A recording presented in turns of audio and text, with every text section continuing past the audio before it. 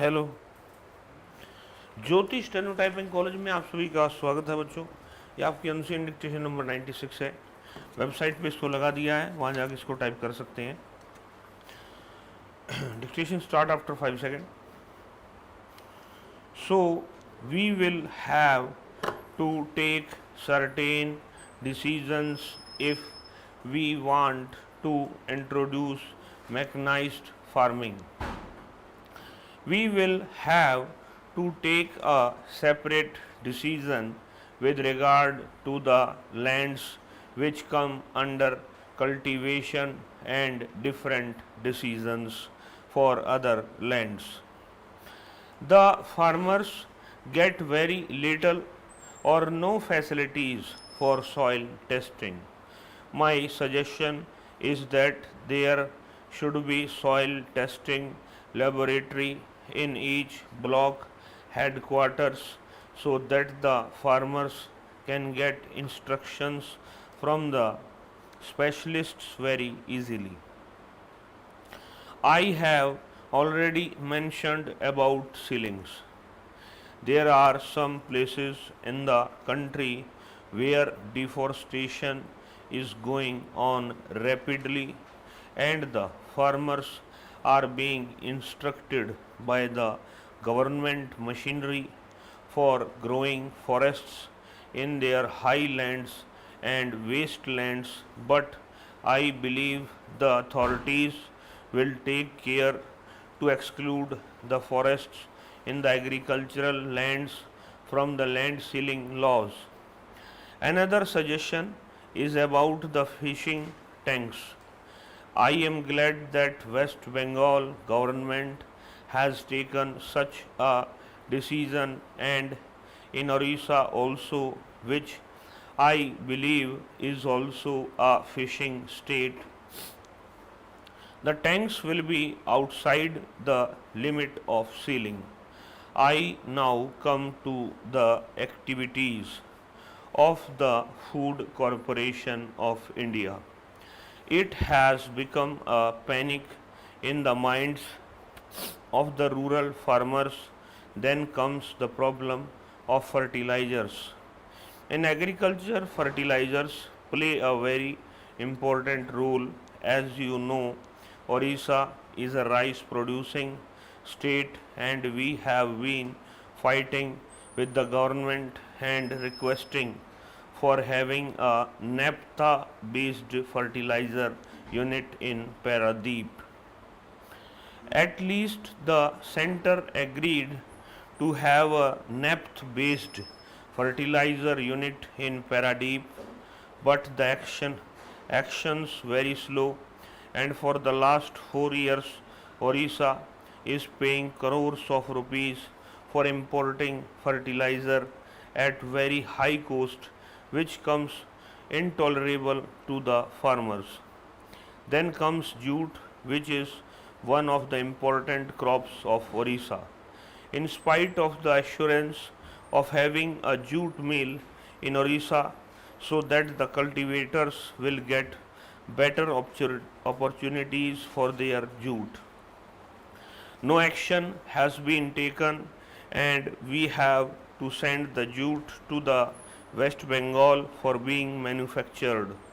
In this met the cultivators loss heavily the price, as there are also certain shortcomings in the government departments and in certain sections. It is obvious that the price of sugar is going up and up.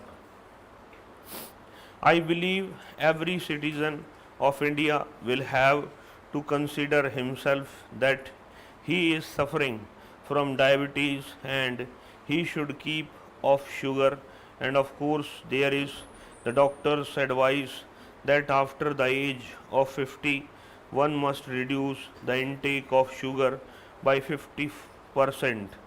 Everybody here will feel that has attained the age of 50 and give up sugar to that extent.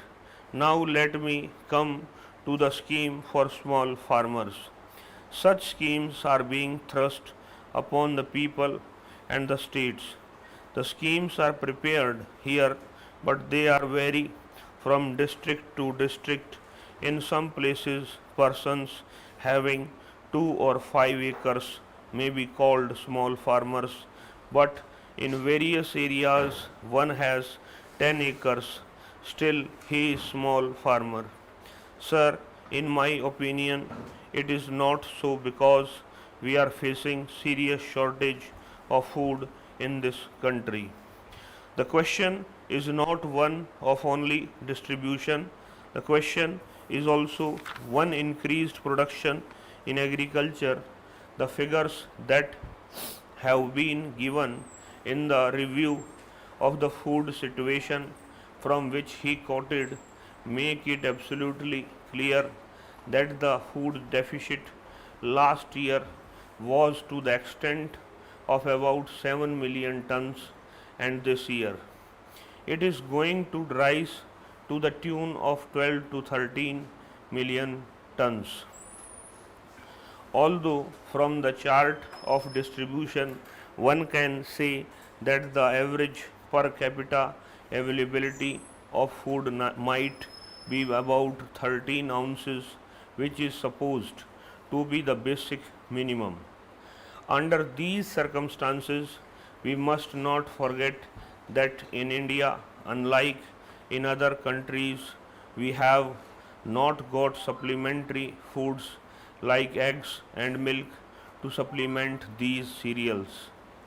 Therefore, the intake of 13 ounces, which at the present moment is the food supplied to us, is not enough in this country without the subsidiary foods being available at cheap and economic rates to keep the body moving or to produce the calories that go into the working of human body for 24 hours.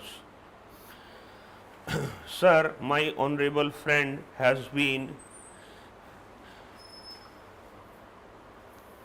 at pains to explain, and I myself had some doubts which I expressed the other day when speaking on the motion of thanks to the President's address, that with the food zones as they are now, practically every state is cordoned off into one food zone.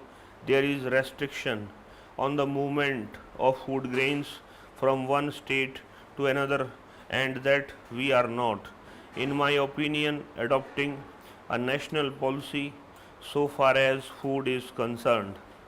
That was my view, and that remains so to a certain extent.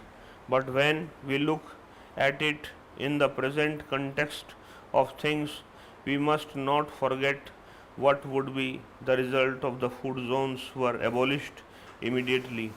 One effect to my mind would be to increase the prices all round. If the movement of food grains is made free in the country, and if it is in the hands of the private trade, then the prices of food grains would fall.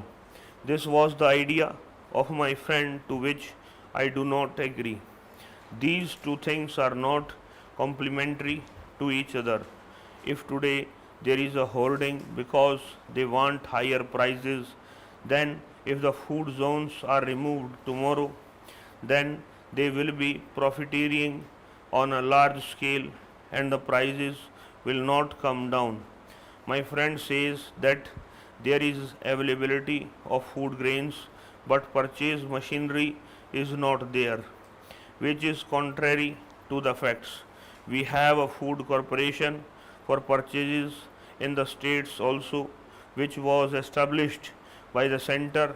If the distribution and the purchase of food grains in the country is taken over by the government, there will be numerous problems. Where from the center will produce the tremendous finance that would be required? It will create problems. Website को इस पर लगा दिया गया है, इसको वहाँ जाके टाइप कर दी। इस क्लास में इतना ही बच्चों, नमस्कार बच्चों।